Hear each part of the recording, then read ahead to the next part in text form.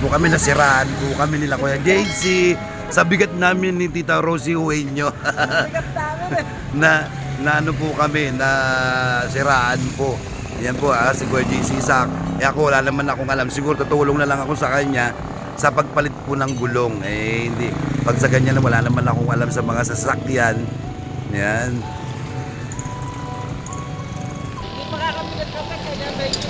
Hindi ka ba nagkakape?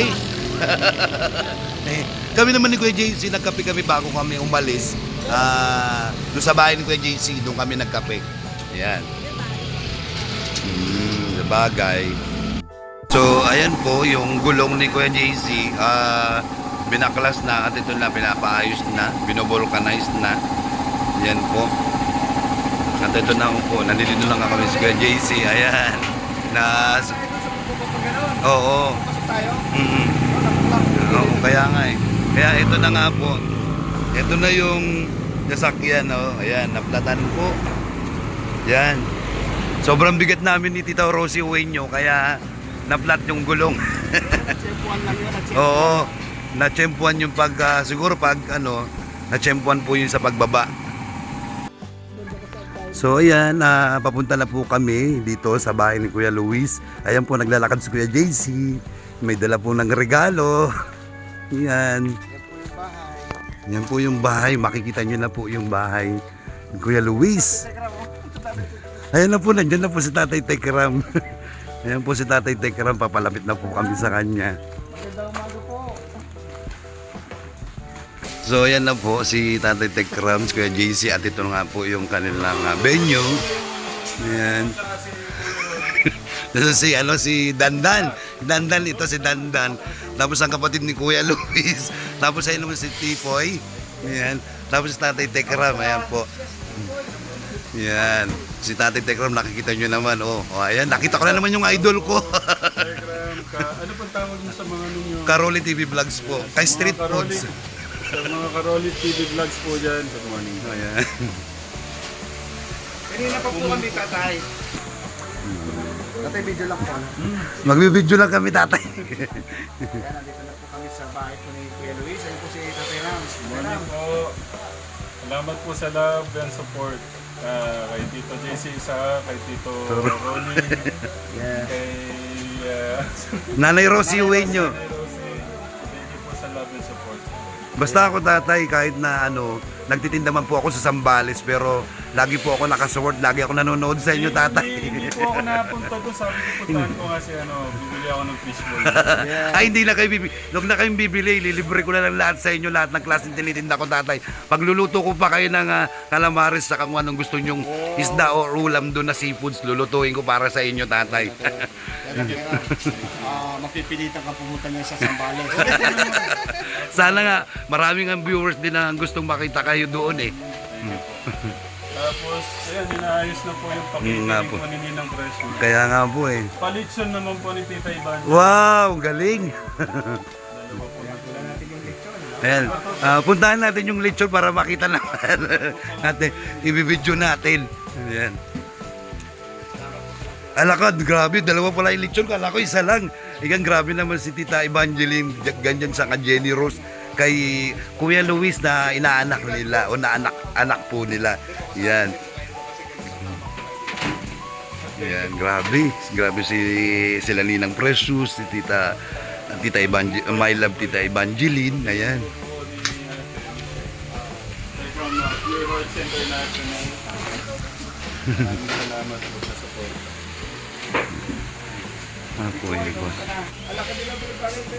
Kaya nga eh. Pero pinakamatangkad sa kanilang lahat, si Kuya Noah. Nakita ko si Kuya Noah eh. Lahat naman sila may kanya-kanya. May kanya-kanya silang katangian, bawat isa sa kanila. Opo. At saka si Kuya Tipoy, may talent yan. Mhm. Barista yan. Oo nga, barista nga eh. Sabi ko, siguro talagang ginamit niya talaga yung kakayahan niya para sa maging barista para makatulong sa pamilya. Ngayon kasi yung naririnig ko sa kanya, kinukwento niya sa inyo, Tatay, kaya sabi ko, ganun talaga yung mangyayari kako. Talagang gagawa siya ng paraan para makatulong talaga sa pamilya eh. Yun nga po yung sinasabi niya na sa paulit-ulit na lang po na pagtulong, siyempre nakakaya. Kahit naman ako tatay mahiya din eh. Kaya pero si Kuya Dandan, ginawa niyang lahat para makatulong siya sa kanyang pamilya. Thank you po, Kuya Ronnie. Ako nanonood po ako tatay kahit na nagtitinda ako ng street foods. Sabi ko nga po sa inyo pag may upload kayo, madaling araw ko po pinapanood kasi nagigising ako 3:30 ng umaga, naguugas na ako ba ng mga gamit na pinaglulutuan ko ng pang street foods po. Yun po yung trabaho ko sa araw-araw tatay. Tapos yung mga anak ko, yung mga apo ko, yun po. Sa kanila lang naman po napupunta yung kinikita ko lahat eh. Wala naman po natitira sa akin. Kumbaga, natitira lang po siguro yung pambayad na lang ng bahay, pambayad ng kuryente, yun lang po. Sa tubig wala eh, libre po. Kaya nagsisikap naman ako na kahit pa paano, hindi naman ako nahihiya magtinda dahil lumaki po ako ng palengke, Tatay Tekram. Nung nabanggit na mention nyo lang po ako sa live nyo, sobra ako na touch sa inyo na ay pinanonood pala ako ni Tatay Tekram. Kahit na nagtitinda pala ako, nanonood pala sa akin. Sa Lahat kung naman ganun. po kayo basta pagdating ko sa bahay, lang minsan naka-play lang. Pero hindi ko po lahat laging magagawa yun. Thank you tatay sa support at kahit pa paano hindi nyo kami nakakalimutan. Yun lang po. Salamat po tatay sa Naging always. part po kayo ng namin eh. Naging part kayo ng buhay namin. Salamat. Ako din naman tatay, sabi ko sa mga anak ko, yan yung idol ko, yan yung Tatay Tekram ko. Sabi ko opo, pero biro tatay, sinasabi ko po sa kanila yun. Sabi ko nga, lahat na. Hindi ako nagko-content ng iba, puro si tatay lang. Hindi ako nagko-content ng kung ano-ano dyan. Hindi. Basta yung content ko, yung pagla-live, tsaka yung pagtitinda ko, tapos Tatay Tekram lang. Kahit ano po, pwede basta po tayo, nakakapag-encourage, nakakapag-inspire. Opo. Basta pag may bumibiling bagong mukha sa tinda ko, subscribe nyo naman si Tatay Tekram. Ito yung sinusuportan ko, ito yung idol ko. Yun yung sinasabi ko lagi, tatay. Salamat din po tatay. Ayan, dumating na po sila Daddy Frankie at ang grupo niya. Si Kuya JC Official, nandyan na rin po siya. Si Daddy Frankie, kung matatandaan nyo, siya po yung kasama namin nila Ballpoint Man sa Makati. Okay lang po, Daddy Frankie. Ayaw lumapit eh, ha? Nahiya po ako sa inyo eh. Ayan po, nandito na po si Daddy Frankie. Nung unang-una ko po siya makita sa Makati, kasama ko pa yung grupo ng Timbirador, si BPM, si Ballpoint Man, si Birador Pikwa, si Bawaw, ako, si Noy PH TV, at saka sino pa ba yung kasama namin noon? Si Ate Jelay. Iyo. Kung matandaan nyo, doon kami sa Makati, doon ang unang-unang kita ko po sa kanilang lahat. Ayan. Wala Ngayon pong po, nagbago mga kababayan. sikat na po si Daddy Frankie. No, Ayan. walang nagbago mula noon hanggang ngayon. Parehas pa rin. Pati yung mga anak ko, Daddy Frankie, kilalang kilala ka sa Zambales. Ayan, shoutout mo naman si Jolalyn Cabalya, tsaka yung mga bakit lahat ng taga Zambales kilala ka nila eh. Shoutout po kay Jonalyn Cabalya. Cabalya. Opo. Ayan. Jonalyn Cabalya, mega love shoutout po sa inyo. Salamat po. Salamat po. Apple, hindi mo ba ako natatandaan? Ako yung laging kinakausap ko si Angel at si Abby doon. Tapos yung mga vlog pa ni Tatay Tekram na si Tatay Joe nag-uuling pa, di ba? Oh, tapos lagi kang binabawalin ni Nanay Jack na manigarilyo. Oh, alam ko yan lahat, napapanood ko lahat yan sa vlog ni Tatay yan.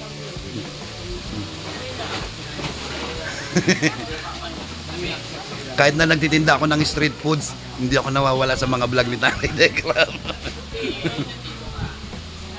Ayan si Aling Rochelle, si Daddy Frankie, si Kuya JC Official, tsaka wala si JB. Yan po yung mga grupo ni ni Daddy Frankie. Salamat. Wala pa si Ballpoint Man ha. Oo. Daddy Frankie, Hi, sir. yung misis ko po, idol na idol kayo dito. Ayan, Po Nanay Carmen, kumusta po? Kumusta po? Tapos dito naman si Ate Angel. Ayan, si Ate Angel. Ate Angel, kumusta? Ayan. Dati si Nanay Apple, ang nanay ni Angel. Ayan, si Nanay Apple. At saka si Ate Abby. Ate Abby, kumusta ka na, Ate Abby? Ayan. Dumating na po si Tatay Pio. Ayan, tsaka si Nanay Inda. Ayan po, nandyan na po sila. Nakapagmano na po tayo sa kanila. Ayan. Ayan. Tapos ayan po, nandyan nga po sila Daddy Frankie. Nakita-kita na po. Tapos sila, yung grupo po ni Daddy Frankie, ayan, nandyan na po lahat sila. Ang wala lang po yung kapatid ni Daddy Frankie na isa, yung Boss JB. Yan. Dapat si JC Official. Yan po. Yan. Yan. Parang napakasimple lang po ng pamilya Manalastas. Si Nanay Inda, tignan nyo, simple lang po. Yan.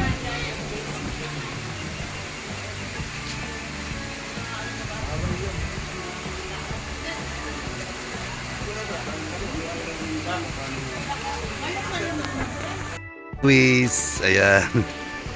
Tsaka yung mga classmate niya, mga barkada niya po, nandyan na si Clyde. Nandyan ba si Clyde? Wala, no? Dadala niyo yung pakwan dun sa... Ayan. Dito na, pasok na kayo. Napaka simple na nila ni Frankie. Ayan.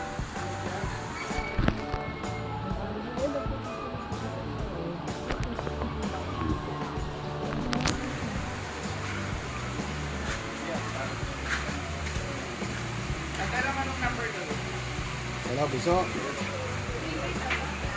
Oh, kamusta ka na? Ayan. O, busy si tatay.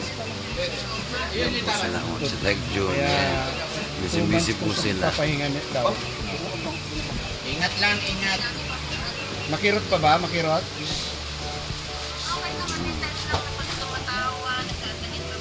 Oo nga, bawal pa sa iyo yan. Kasi ano... Ayan. Ayan. Wala pa rin pinagbago si Daddy Frankie, ganun pa rin siya. Down to earth pa rin siya, napakabait. Huwag kang malikot. Magpipicture ako. Sige na tayo. Ikaw, kuya, na anong pangalan mo uli? Si Boss Tax. Boss Sax. Ayan, si Boss Sax. Tapos si Kuya. Kuya Rizky. Risky, oo, si Kuya Risky. Tapos ito, hindi ko makakalimutan si Boss JB. Ay, JC Official. Ngayon, di ba kasama nyo pa dati si ano, si... Ayan, i-interview na si Daddy Frankie. Gusto ko makita.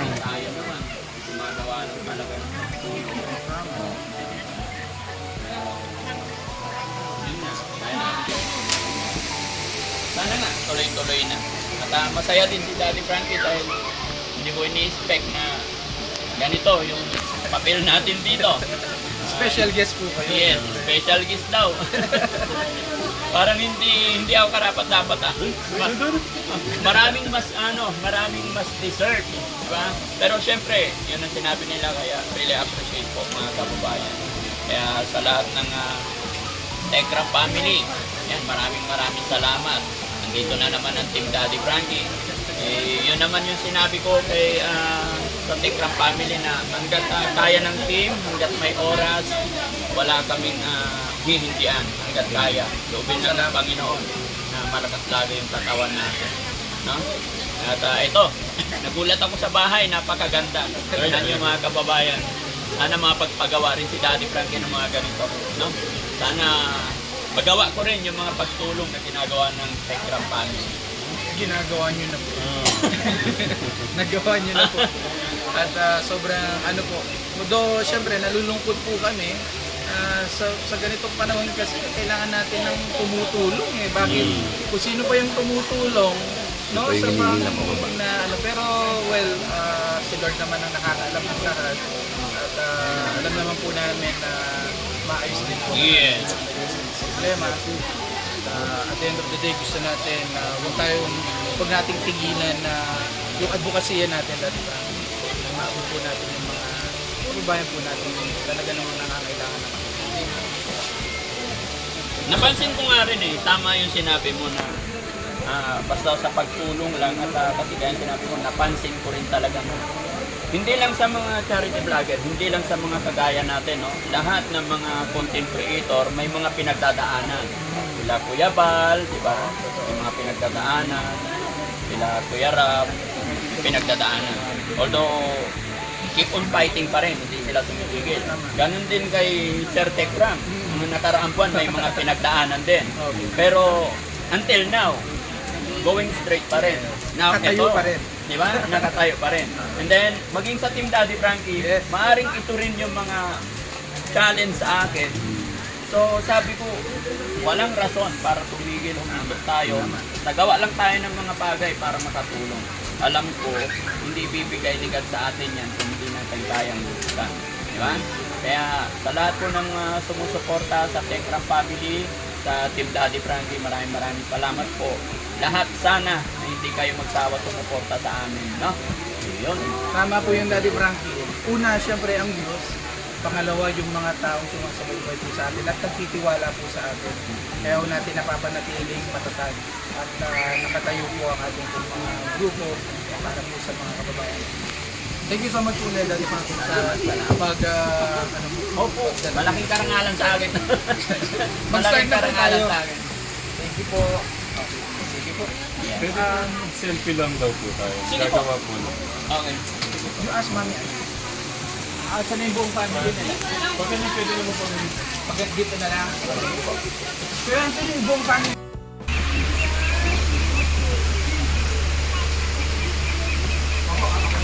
Okay, ready? Ready, God first, God first.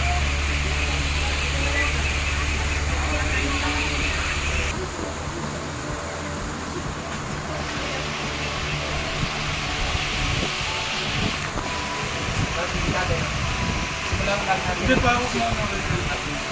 Tapos, Sige. Ready ko lang.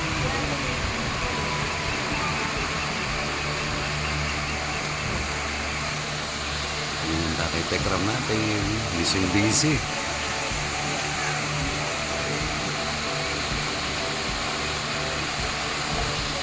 Ito naman si Daddy Frankie, tapos si Aling Rochelle. At saka si Nanay Lita, sa ating Julie, si Kuya Luis. Wala naman pangalan So ng wait lang po tayo na address sa wait tayo yung first comment.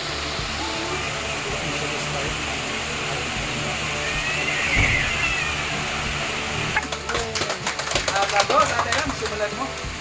ayun. Una-una, thank you sa ating Diyos sa binigay na pagkakataon. Napakagandang pagkakataon na binigay sa atin. Sa lahat po ng mga sa lahat po ng mga bahagi na kasama po natin dito para mas maging special sa pagpapagod natin ng pagmamahal sa pamilya ko. Maraming salamat po sa lahat. Ayan po, nandyan po sila mamaya. Pasasalamatan po natin isa-isa. Sa lahat din po ng mga katekram, sa lahat po ng mga nagmamahal sa ating special guest, Daddy Frankie in the house. Sa lahat po ng mga katekram, maraming salamat po sa inyong pong pagmamahal at suporta. Dahil po sa sama-sama natin pagmamahal, ayan po, mas naging special po yung ipinakot po natin pagmamahal. Kaya maraming salamat po. Tito John. First of all, pwede po ba lahat ng mga nandito at kami dito? Una, pwede po ba natin palakpakan si Lord? Lahat po ng mga bisita na talagang sinadya pa nila pumunta dito. Palakpakan po natin sila. Maraming salamat po sa inyo. At, ayan, bigyan ko na po ng pagkakataon ng ating Daddy Frankie na makabati po sa lahat po ng nanonood ngayon. Daddy Frankie. Salamat po. Salamat sa pagkakataon at sa araw na ito. Pero siyempre, ako'y magpapasalamat po na talaga gaya ng sinabi ni Sir Bram ay ang aking Diyos Ama. Na siya yung may dahilan kung bakit nangyari yung ganito. Dumating yung mga blessing na ito. Kaya Lord, thank you po. Ito, isa na ng mga napakalaking blessing, kabahay sa pamilya ni Kuya Luis. Saka sa kanyang mother, no? Sa kanyang pamilya. Napakalaking bagay po yan, napakalaking blessing dahil napakahirap nga naman talaga magpatayo ng bahay. Talagang lalo na pag wala kang source of income. Sobra. Diba? Talagang hindi lang po pera eh. Yung time, effort, talagang paglalaanan mo talaga. Kaya thank you kay God. Na siyempre, pangalawa sa ating vida, Mr. Diba? Salamat sir. Salamat talaga. Saludo ako sa goal mo, mga tulong sa ating mga kababayan sa gaya mo. No? At syempre, papasalamat din ako sa lahat po. Kaya tumutulong, sumusuporta kay Sir Tekram. Kaya napakarami ng pagmamahal. Kaya salamat sa inyo lahat. At syempre, salamat din po sa pag-invite sa Team Daddy Frankie. Ay napakalaking bagay karangalan para sa akin po na mag-isa sa panahon ninyo. Andito po sila, kaway-kaway po kayo, Daddy Frankie dito. Sa likuran, Kuya Anthony. Ay, sa likod mo, yan. Andito po sila. Ayan. Kaya yun lang mga masasabi ko sa inyo lahat mga kababayan, sa lahat sa Tekram family. Maraming salamat. Nawa tuloy-tuloy lang po tayo magkaisa, tulong-tulong, ano man pagdadaanan o pagdadaanan pa natin. Kayanin mo natin. Kayanin natin yan. Walang bibitaw. At walang dahilan para tayo ay sumuko. Tama! Dahil hindi naman po ibibigay ni God ang mga pagsukat na ito kung hindi natin kaya nagpasan. Kaya maraming salamat po. Yan. Thank you. Palakpakan naman natin ang ating Daddy Frankie. Ayan, siguro para din ang tulong kayo masyadong magamit natin. Okay na. Thank you. And siguro bigyan na rin natin ng daan na magpasalamat ang ating Nanay Ida. Tapos ano pong nararamdaman nyo ngayon? Ito na yung napakatagal na natin yung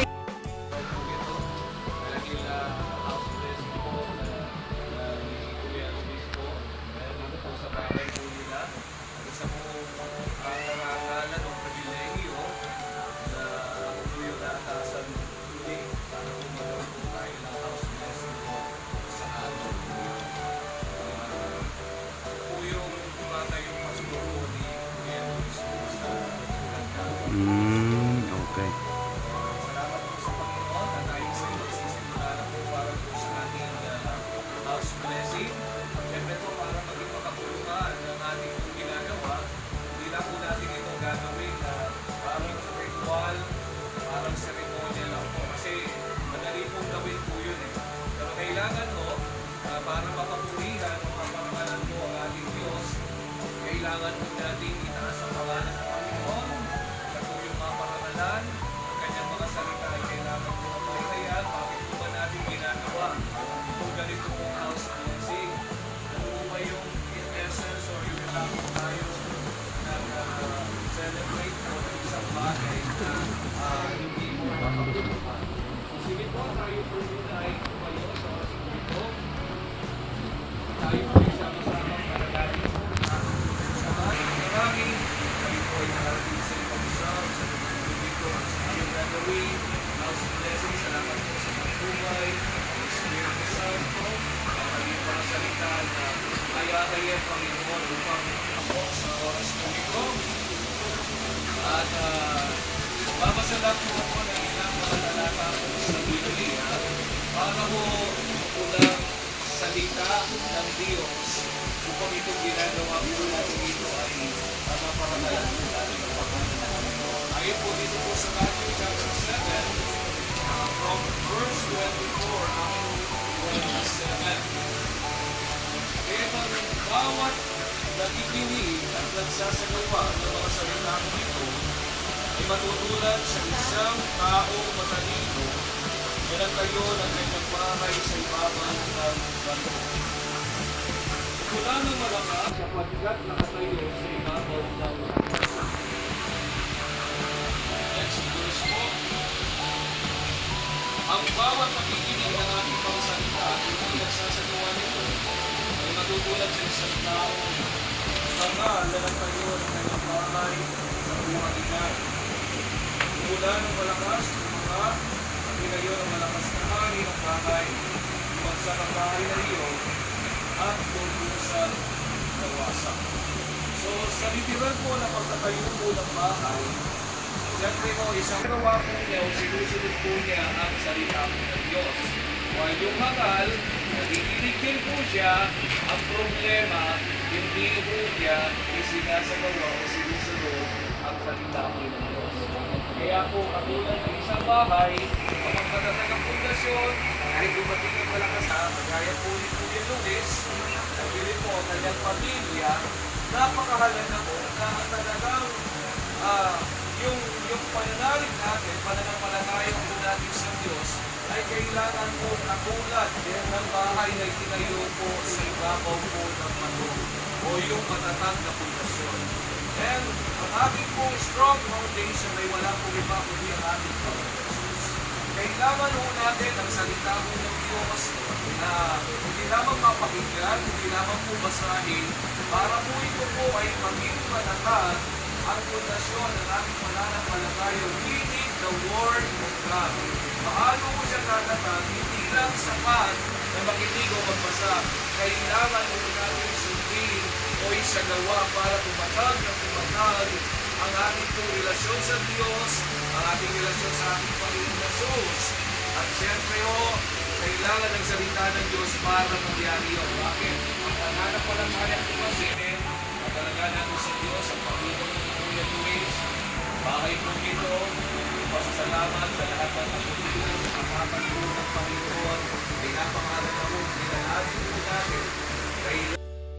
Ano kaya yung parang may Sinampalukan. sa kanya, sabi ni daddy ni nanay.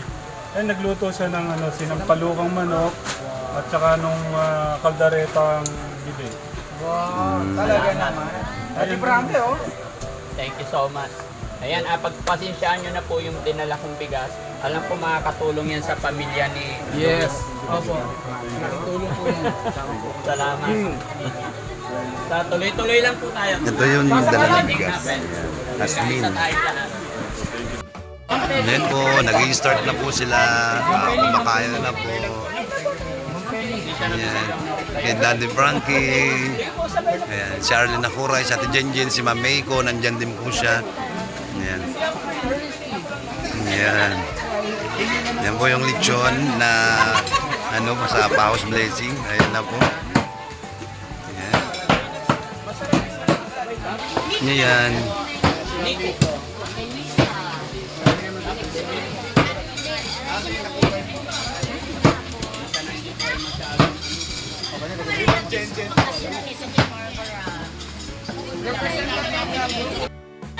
Ayun. Yan, nagpapaalam na sila Daddy Frankie. Salamat. Bye-bye po. Ingat po, Mami. Salamat. Good. Salamat, Daddy Frankie. Salamat po.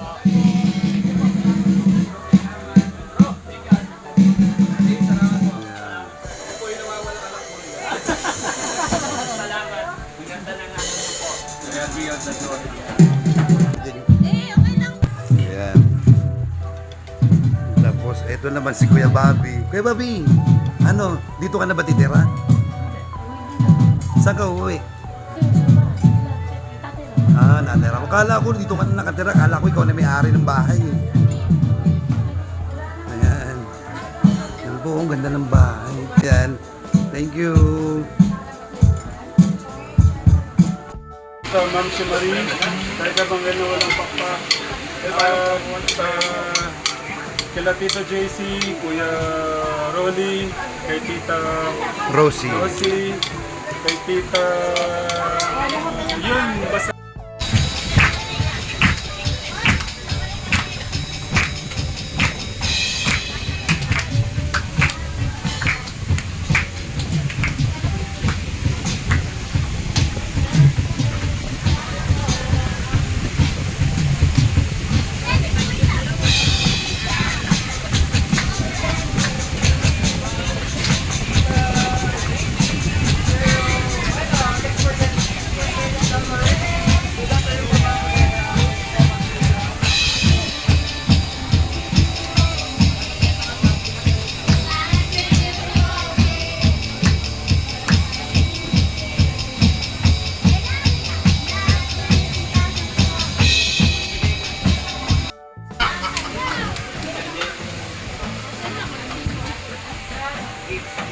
Ito na lang dalawang magjowa na lang ang bibidyoin natin. Si Jan and Jenica. Ito na lang tayo sa sulok. Tita Ro- Ayan sila.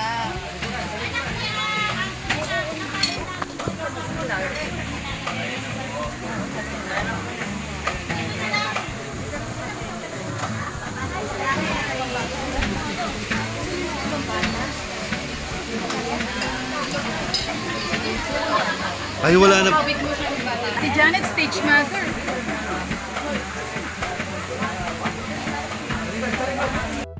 Magbablog ka na rin, Nanay Carmen. Magbablog ka na din, kamukha ni Tek Jolly.